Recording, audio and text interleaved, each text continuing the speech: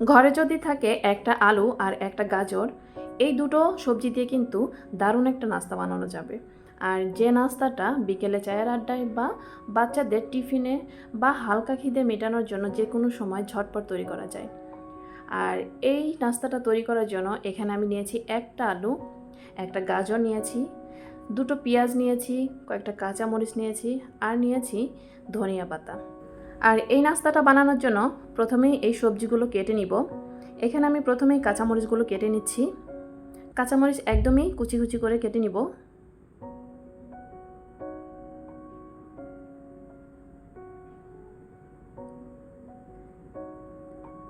পেঁয়াজগুলো ছোট ছোট কুচি কুচি করে কেটে নিব।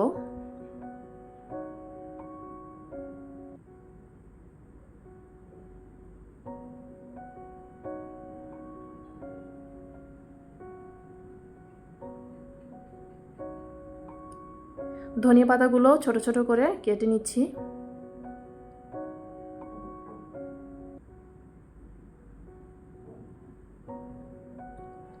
এখানে আলুও কুচি করে কেটে নিব।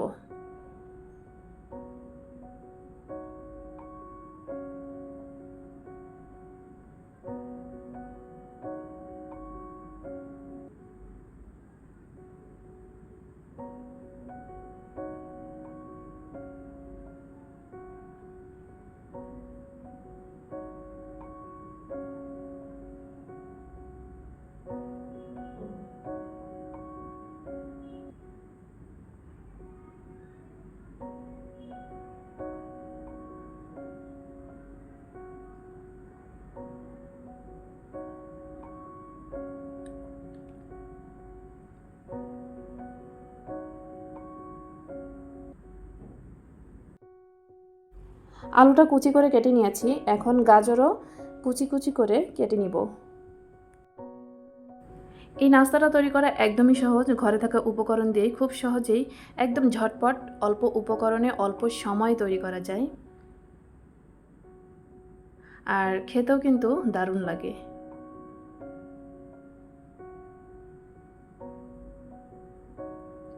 এখানে গাজরগুলো কুচি কুচি করে কেটে নিলাম। এখন কেটে রাখা আলু এবং গাজর একসঙ্গেই আমি পানিতে ধুয়ে নিব।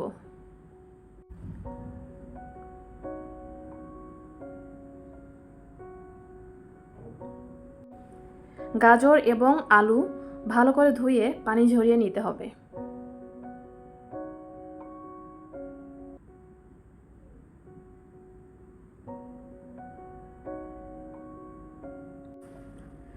এখন গাজর কুচি এবং আলু কুচির মধ্যে দিয়ে দিলাম লবণ।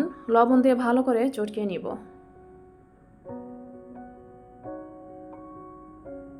কিছু সময় এভাবে মাখাতে মাখাতে আলু এবং গাজর কিছুটা সফট হয়ে আসবে। আলু এবং গাজর লবণ দিয়ে মাখিয়ে সাইডে এভাবে রেখে দিলাম। এদিকে আমি একটা বাটি নিয়েছি, তাতে দিয়ে দিব কেটে রাখা পেঁয়াজ কুচি, কাঁচামরিচ কুচি এবং ধনিয়া পাতা কুচি। এখন এর মধ্যে দিয়ে দিচ্ছি পরিমাণ মতো লবণ। এখানে আমি 1 চিমটি পরিমাণ লবণ দিয়েছি।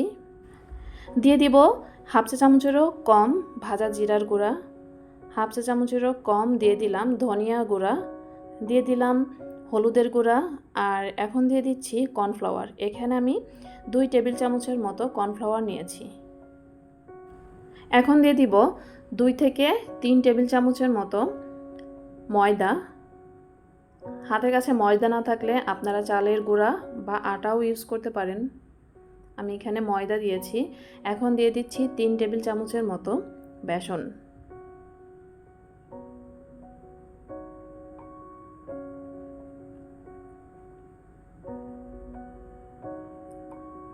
এখন দিয়ে দিচ্ছি লবণে মাখিয়ে রাখা গাজর কুচি এবং আলু কুচি। দেখেই বুঝতে পারছেন অনেকটা সফট হয়ে এসেছে। 2 থেকে 3 মিনিট এভাবে রেখে দিলেই অনেকটা সফট হয়ে আসবে। আমি কিন্তু পানি চিপে দিয়েছি, অর্থাৎ গাজর এবং আলু কুচি যখন আমি লবণ দিয়ে মাখিয়ে রেখেছিলাম, এরপরে যে পানিটা বের হয়েছিল সেই পানি আমি চিপে ফেলে দিয়েছি। এখন সবগুলো উপকরণ একসঙ্গে ভালো করে মাখিয়ে নিব। এখানে পানি বা ডিম কোনো কিছুই দেওয়ার প্রয়োজন নেই।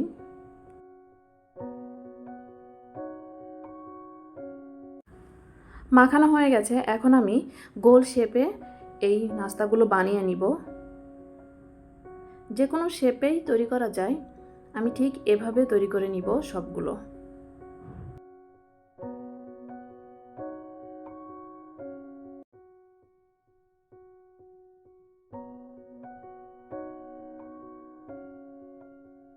সবগুলো নাস্তা তৈরি করা হয়ে গেছে, এখন আমি এগুলো তেলে ভেজে নিব।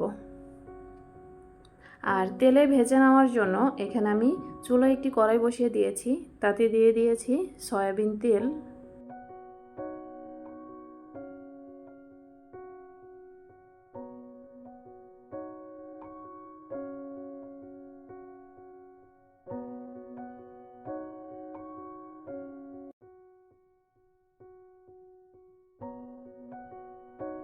এখন এক একে সবগুলো তেলের মধ্যে দিয়ে দিচ্ছি। তেল কিছুটা গরম হয়ে আসলে তারপরে এই নাস্তাগুলো দিয়ে দিচ্ছি।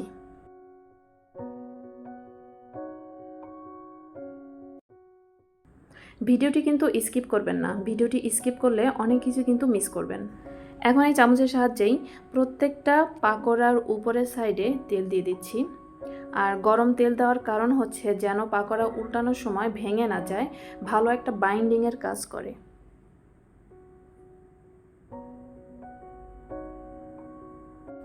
ভিডিওটি দেখতে দেখতে যারা এ পর্যায়ে এসেছেন, যদি আমার ভিডিওটি আপনাদের কাছে ভালো লাগে থাকে অবশ্যই লাইক, কমেন্ট, শেয়ার করবেন। আর আমার চ্যানেলে আজকে যারা নতুন এসেছেন, আপনাদের কাছে যদি এই ভিডিওগুলো ভালো লেগে থাকে অবশ্যই আমার চ্যানেলটি সাবস্ক্রাইব করে পাশে থাকা বেল আইকন প্রেস করে দিবেন, যেন নতুন কোনো ভিডিও আপলোড করলে আপনাদের কাছে নোটিফিকেশন পৌঁছে যায়। এক পাশটা হয়ে আসলে আমি এই পাকোড়াগুলো উল্টিয়ে দিয়েছি। সবগুলো পাকোড়াই উল্টিয়ে দিয়েছি।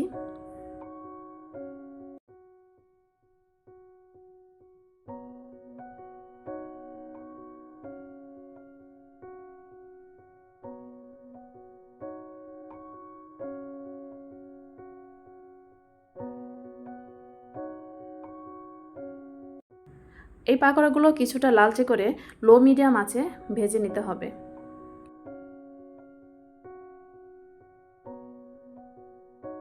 আপনারা চাইলে এভাবে একদিন ট্রাই করতে পারেন। ঘরে যদি একটা আলু আর একটা গাজর থাকে, এভাবে মিক্সড করে পাকোড়া তৈরি করে দিতে পারেন। আর যেসব বাচ্চারা সবজি খেতে পছন্দ করে না, তারা কিন্তু এরকম করে পাকোড়া তৈরি করে দিলে অবশ্যই খেতে পছন্দ করবে। আমার এই পাকোড়াগুলো কিন্তু তৈরি করা হয়ে গেছে। এখন আমি তেল ঝরিয়ে তুলে নিচ্ছি। আর একটা টিস্যুর উপরে নিয়ে নিব, যেন এই পাকোড়ার গায়ে যে তেলগুলো আছে এই তেল চুষে নেয়। এই তো তৈরি হয়ে গেল আমার এই সবজি পাকোড়া। মাত্র একটা আলু আর একটা গাজর দিয়ে যে এত সুন্দর সবজি পাকোড়া হয়, সেটা না বানালে কখনোই বুঝতে পারবেন না। আর গরম গরম এই পাকোড়াটা সসের সঙ্গে যে এত টেস্টি, এত ভালো লাগে, সেটা একবার হলেও তৈরি করে দেখবেন। আমি একটা ভেঙে দেখাচ্ছি। উপরটা একদম ক্রিস্পি এবং ভিতরটা কিছুটা নরম। অনেক মজার একটা পাকোড়া। তো এই তো আজকের ভিডিওটি এই পর্যন্তই। পরবর্তীতে আরও একটি নতুন রেসিপি নিয়ে আপনাদের সামনে হাজির হব। ততদিন পর্যন্ত সবাই ভালো থাকবেন, সুস্থ থাকবেন। আল্লাহ হাফেজ। আসসালামু আলাইকুম ওয়া রাহমাতুল্লাহি ওয়া বারাকাতুহু।